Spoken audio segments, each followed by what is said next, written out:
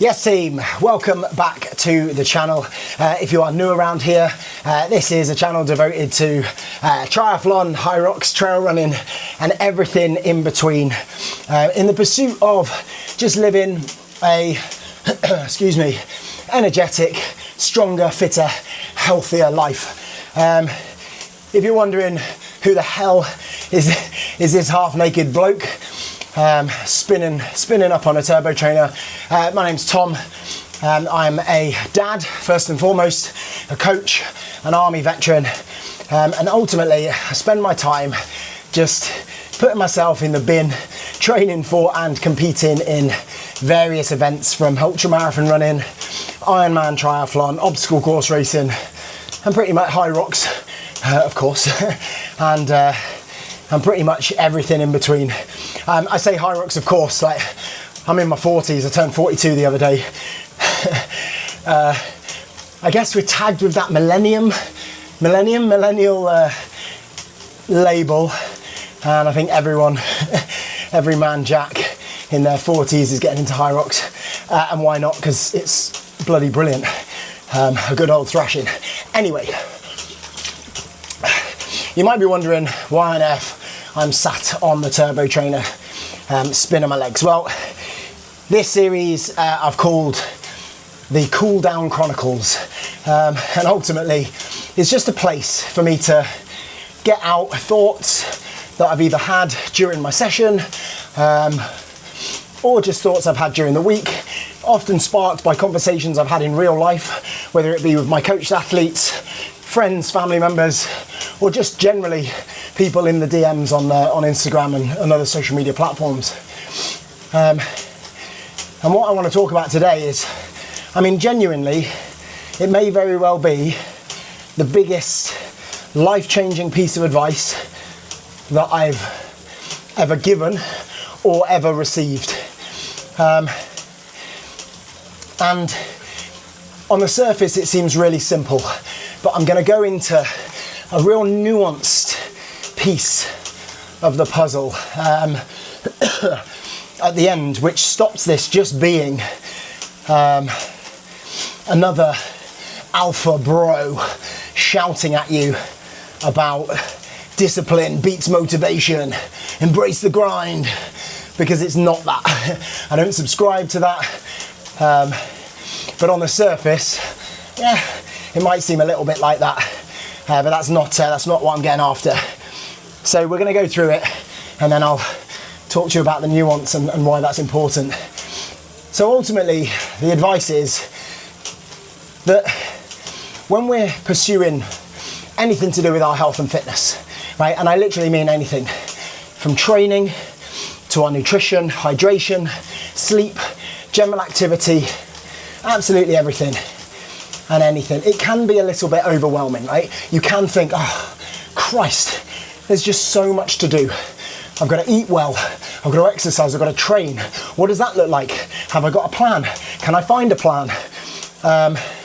Hydration. Jesus, drinking 3 or 4 litres of water today, every day. That's something I'm not used to. I'm just used to smashing the coffee. Sleep. I'm expected to get 8 hours sleep every night. How am I supposed to get 10 to 15,000 steps every day? It can all just seem a little bit overwhelming. And that's fair enough.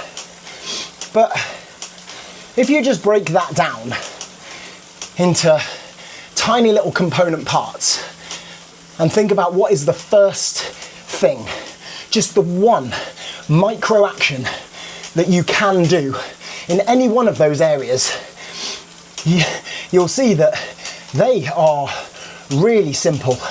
Tiny little actions are really, really simple. So if you take, for example, water, right?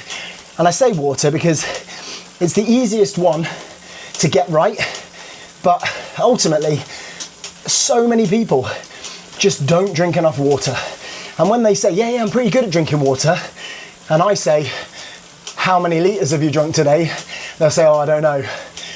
And they don't know because it's, oh, well, I have coffee and I have tea, so therefore I'm not very thirsty, so I'll have a cup of water in the morning.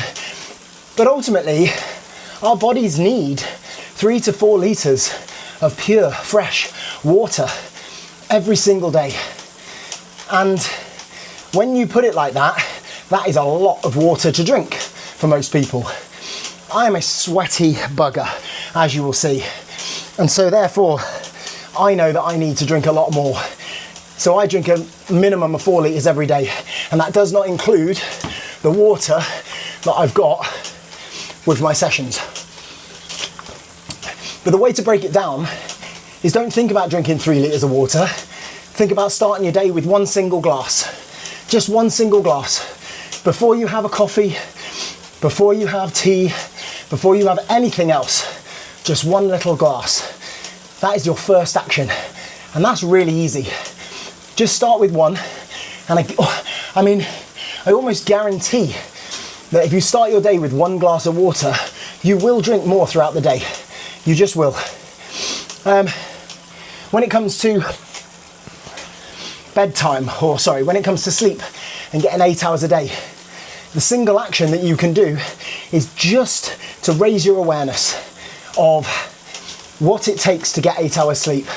And the easiest way of doing that is just look at what time you've got to get up in the morning and just count back 8 hours.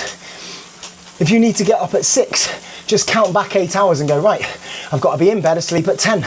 So set an alarm for 9:30 and start going to bed.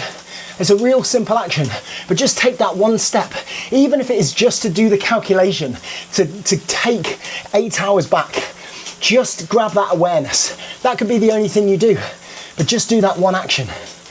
When it comes to your general activity, the 10,000 steps thing, I mean, let's not pretend that 10,000 steps is some kind of magic number, because it's not. It was invented by,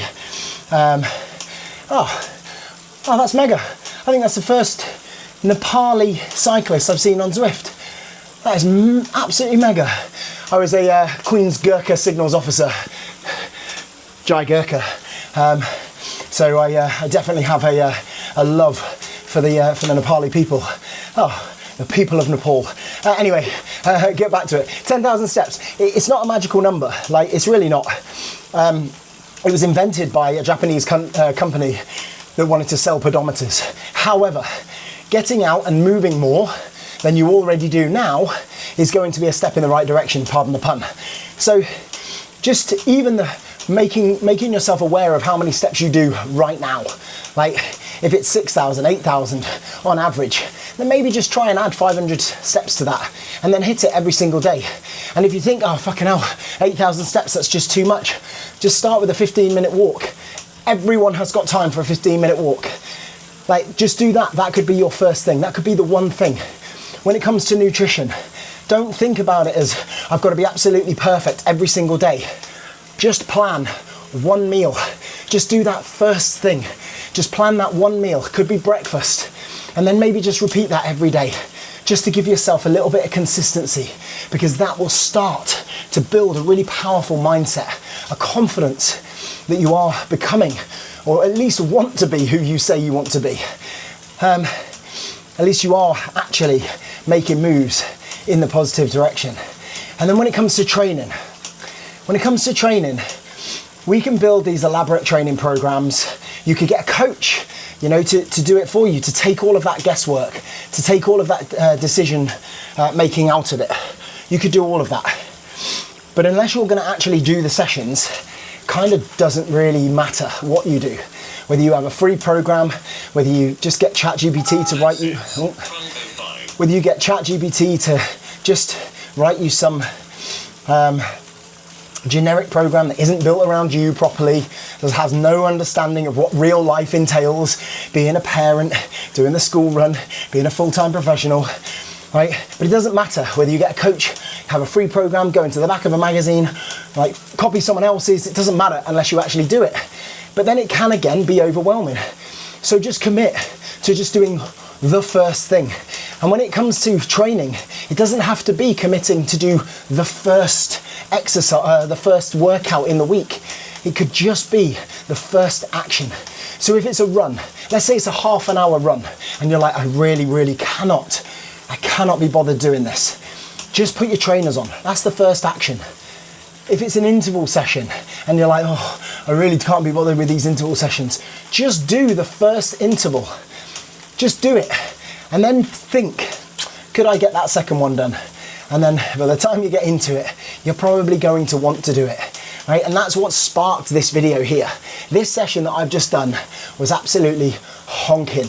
I had my warm up over 10 or so minutes, and then it was 10 times 2 minutes at 340 watts, which is way above my threshold. And I was hanging out, absolutely hanging out.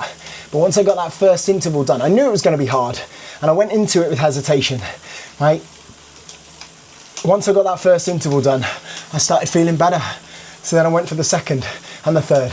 And before I knew it, I was away, all right? And so just getting that first thing done can be really, really powerful.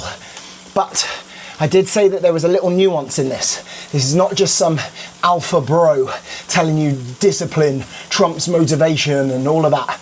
It does, but that's unhelpful advice. It's unhelpful advice to someone like me who is a single parent. I have a full-time job, and I've got the school run to do, and I've got other things that are pulling on my time, right?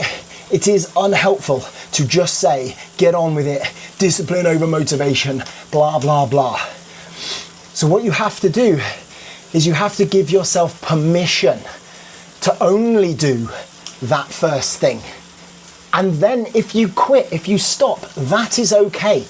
Because if you don't, you're gonna go into it thinking, yeah, I'm telling myself that the one thing is okay, but actually it's not. Because if I stop after one interval on the bike or one interval on the run, I'm just gonna be really upset with myself. And unfortunately, when you get into that as your mindset, that just becomes as overwhelming as the whole session in itself. If you start just saying, yeah, I'll do the one thing, but then you really truly believe that that one thing is actually a failure if you end up just doing that one thing, you might as well not bother.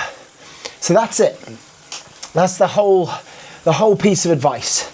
If you implement it into your life, if you are overwhelmed and you are getting sick and tired of just giving up so easily, just implement that piece of advice. Do the first thing. And I want to know how you get on. If you've watched this, if it's given you any value whatsoever, right? Let's post up in the comments. That would be really, really cool, right? Also, tell me what else you'd like to hear about on the Cool Down Chronicles, right? I've got loads to rabbit on about, right? I just don't stop. But it'd be really nice to have those comments, okay? And then, like I say, if you put this into practice and you know, you've got the time to come back, I would really appreciate a little bit of engagement. Post up in the comments, was this useful, was it not? And tell me, what was it that made the penny drop? What was it that clicked? That'd be really cool. Now, clearly, you know, you don't need to be told, but do that whole like, subscribe and do whatever thing. I'm not gonna stop doing these, I'm just gonna keep going. Yeah, it's quite a cathartic experience. So have yourself a wonderful time in the lead up to Christmas, and yeah, take it easy.